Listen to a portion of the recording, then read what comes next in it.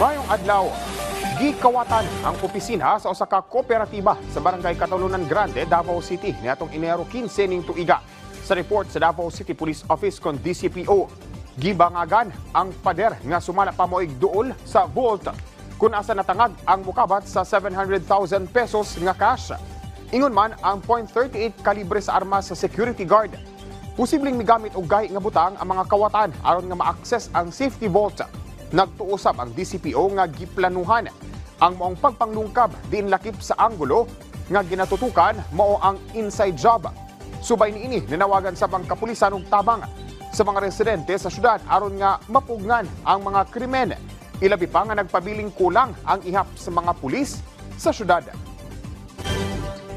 Gikumpirma sa Land Transportation Office kon LTO 11 nga ilahan na nga na-serve ang show cause order nitong Enero 16 ning tuiga.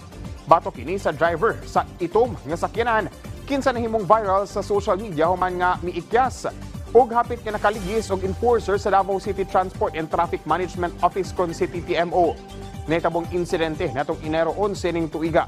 Sumala sa LTO 11 ang asawa sa mong driver ang nidawat sa show cause order nga gisilbi mismo sa ilang panimalay sa lanang Davao City. Nalakip sa posibleng silot nga tubangon sa mong driver mo ang pagka-revoke sa iyang lisensya. Samtang disinido sab ang Davao City Police Office kung DCPO nga mo pasangat og kaso batok sa driver diin gawa sa traffic violations, mag-atubang sab kini og criminal charges.